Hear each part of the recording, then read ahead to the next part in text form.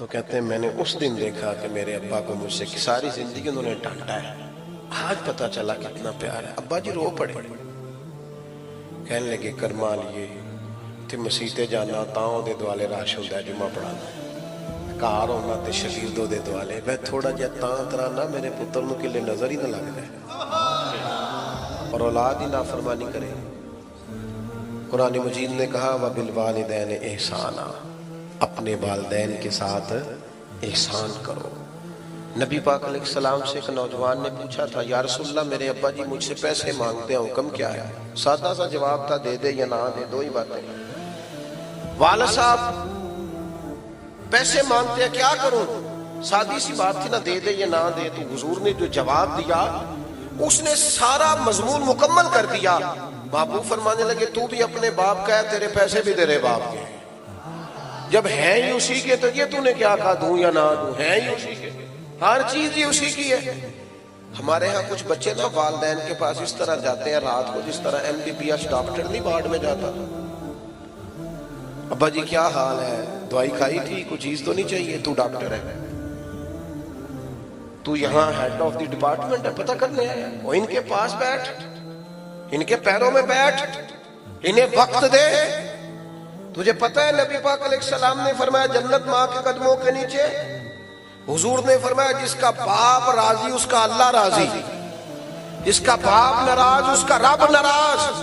بلے شاہ تو آسمانی اڈدیاں پھڑنا ہے جڑا گھر بیٹھا انہوں پڑھیا ہی نہیں۔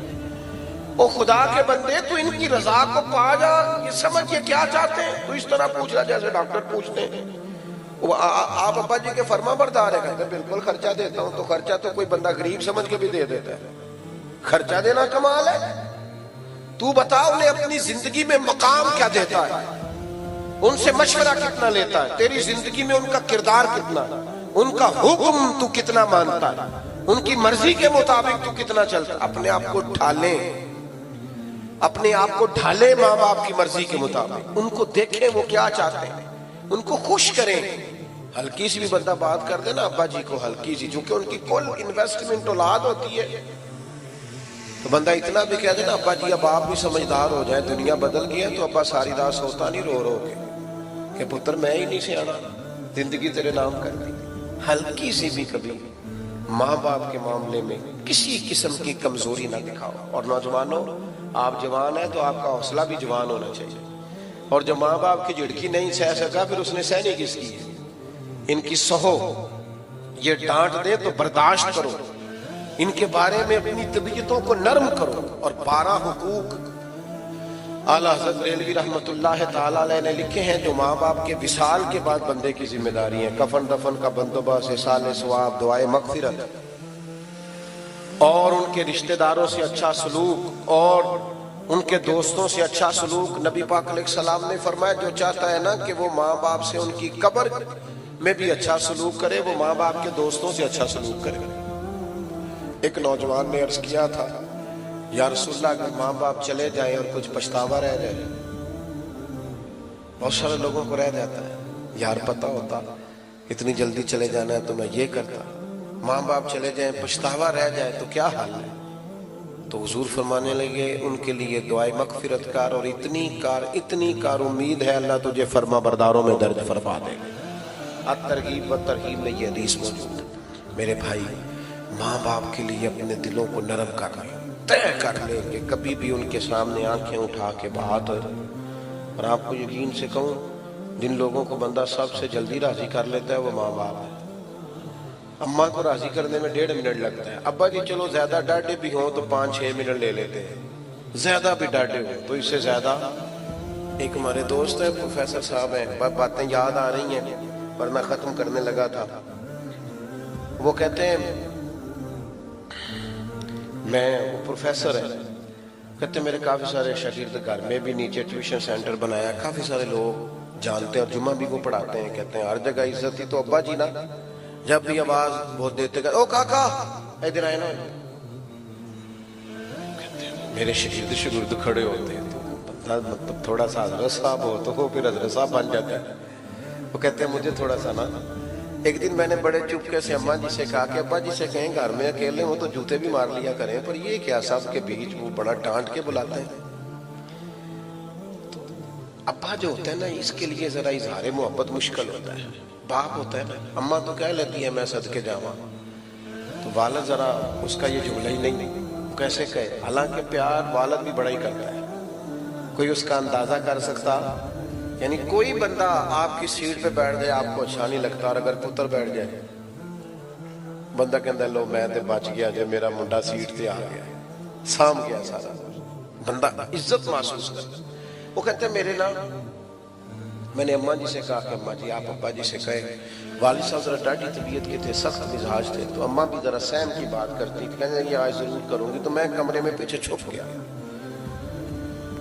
अम्मा जरूर बात करना। अब्बा जी आए तो वालदा कहने लगी साडा मुंडा जे ते नाफरमान है ते तां दसो, जे कोई गल नहीं मनदा ते तां दसो, तुसीं इन्ने जी खलोते होंदे ने ते तरां लग पे, इधर आए ना। तो कहते हैं मैंने उस दिन देखा कि मेरे अब्बा को मुझसे की सारी जिंदगी उन्होंने डांटा है, आज पता चला कितना प्यार है। अब्बा जी रो पड़े, कहने लगे कर्मा लिए ते मसीते जाना तां दे दुआले राश होंदा है, जुम्मा पढ़ांदा है, घर होना ते शगीर्दों दे दुआले, मैं थोड़ा जिहा तां तराना मेरे पुत्र नूं किले नजर ही ना लग जाए, किधरे नूं नजर ना लग जाए। तो मैं कहना इहनूं कोई होए आखण वाला भी दे विच होना चाहिए ना, किधरे मेरा बच्चा तेनूं पता नहीं चमक। कहते मैं इतना तड़पा कि मैं आके अब्बा के पैरों से लिपट गया। मैंने कहा अब्बा जी कमाल हो गई, इतना प्यार। फरमान लगे तेन पता नहीं हो जो जुम्मा पढ़ा रहा होंगे तो मैं पढ़ पढ़ के उन्हें फूक रहा हूँ, मेरे बेटे को किधर नजर ना लग जाए। तो मेरे भाई आप अंदाजा नहीं कर सकते ये लोग कितना चाहते हैं। इसलिए मैं बड़ी दुनिया घूमता हूँ, लेकिन जब तक अम्मा जी थी ना तब तक माहौल और था। छोटे भाई को मैं टेलीफोन करता, मैं कहता मैं फोन करांगा तो बुआ खोल छड़ी, उन्होंने पता ना लगे। शुगर के मरीज की आंख खोल, गुजरते ही तो आंख खोल लेती, आ गए हो बेटा जल्दी आ जाया करो। ये जो वालिदैन होते हैं ना, इनका जो प्यार है वो दुनिया में किसी और जगह पाया नहीं जाता। अपनी तबीयतों में मोहब्बत के जज्बात को पैदा करें और उनको फ़रोग दें। एक हदीस पाक अर्ज़ करके दुआ करते हैं, नबी पाक अलैहिस्सलाम ने बड़ी कम ख्वाहिशात का इजहार किया है, अल्लाह के फजल पर हमेशा महबूब ने शुक्रगुजारी की। लेकिन एक दिन फतेह मक्का के बाद सरकार नमाज पढ़ाने आए तो बहुत बड़ी जमात से बाकी उठ के खड़ी हो गई इस्तकबाल को। हुजूर की आंखों में आंसू आ गए, या रसूल अल्लाह सल्लल्लाहु अलैहि वसल्लम क्या हुआ? पता है हुजूर ने क्या फरमाया? करीम फरमाने लगे, काश आज मेरी अम्मा मौजूद होती, मेरी वालदा मौजूद होती, मैं तुम्हें नमाज पढ़ाने आता, सूरह फातिहा पढ़ चुका होता, और मेरी माँ आवाज़ दे के कहती बेटा मोहम्मद मेरी बात सुनना। हुजूर फरमाते हैं नमाज छोड़ देता, पहले अम्मा की बात सुन के आता। वालिदैन के लिए बहुत गहरे जज्बात, थोड़ा सा ना उनके साथ वाबस्ता। वालिदैन को मेरा खर्चा न दे, माँ बाप को टाइम दे। माँ बाप कि सिर्फ रोज़ी का ख्याल न करें, खाने का ख्याल न करें, कपड़ों का ख्याल न करें, उनकी मर्ज़ी का भी ख्याल करें। वो क्या चाहते हैं, क्या सोचते हैं, आपको कहाँ ले जाना चाहते हैं, उस तरफ आप मायल हो।